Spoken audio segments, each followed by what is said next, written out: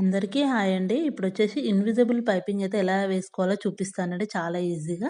నేనైతే ముందుగా మనకు కొంచెం ఖాళీ టైం దొరికినప్పుడైతే నేను ఈ విధంగా gold, silver, red, maroon, black, pink ఇలానైతే ఇన్విజిబుల్ పైపింగ్‌కయితే రెడీ చేసి పెట్టుకుంటానండి. చూడండి ఈ విధంగా నేను కొన్ని బ్లౌజెస్‌కి ఎయ్యంగా అయితే ఈ విధంగా ఉంది చూసారా ఎంత పొడవుగా ఉందో. ఇప్పుడు రెడీగా ఉందండి. మనకు నేను వేయాల్సింది గూడా గోల్డ్ కలరేనండి.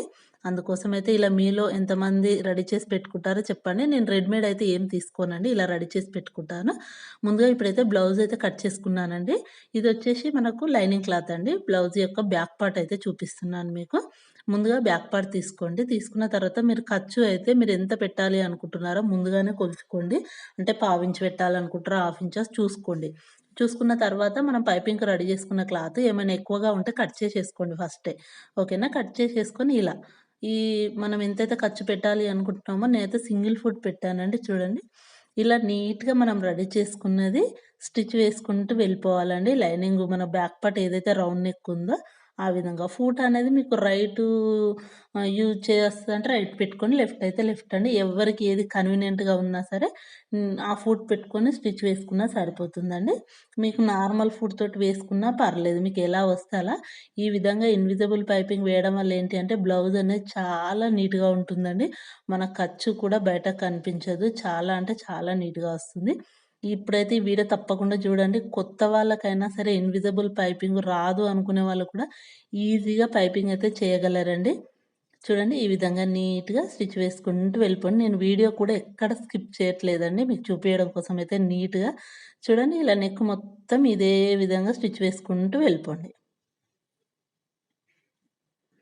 ఇప్పుడు ఈ ఎక్స్‌ట్రా ఉన్న క్లాత్ అయితే కట్ చేసేసుకోండి నీట్‌గా.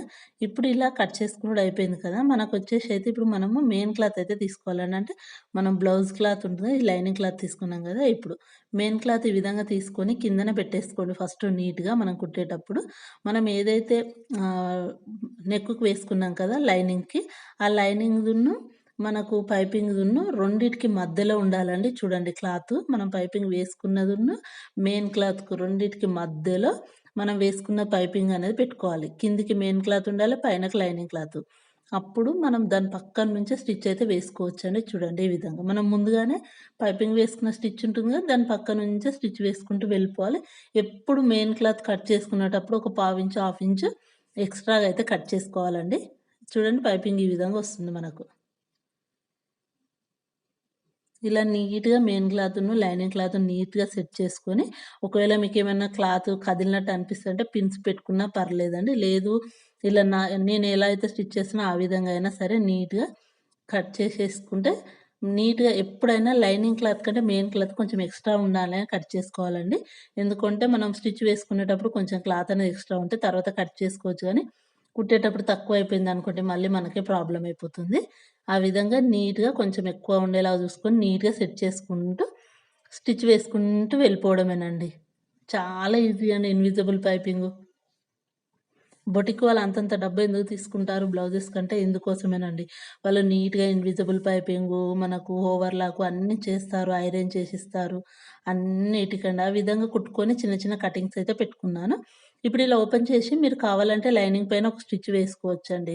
నేనైతే వేయట్లేదు. ఇలా క్లాత్‌ని నీట్‌గా సెట్ చేసుకోండి ఫస్ట్ అయితే మొత్తం నెక్ మొత్తం మంచిగా నీట్‌గా సెట్ చేసుకొని దాని పైన నుంచి మీరు కావాలంటే ఎమ్మింగ్ చేసుకోండి. లేదు అనుకుంటే స్టిచ్ వేసుకుంటే సరిపోతుంది చూడండి.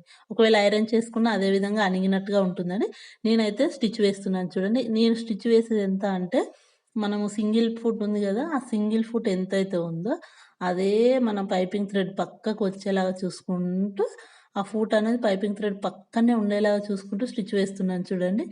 అప్పుడేంటి అంటే మనకు ఒకే లెవెల్‌లో వస్తుందండి.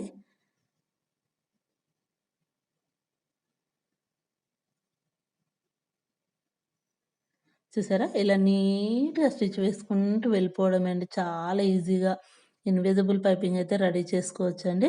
మీకు అలానే ఫ్రంట్ పార్ట్ కూడా కావాలి అంటే మాత్రం చెప్పండి. నాకు కామెంట్ చేయండి.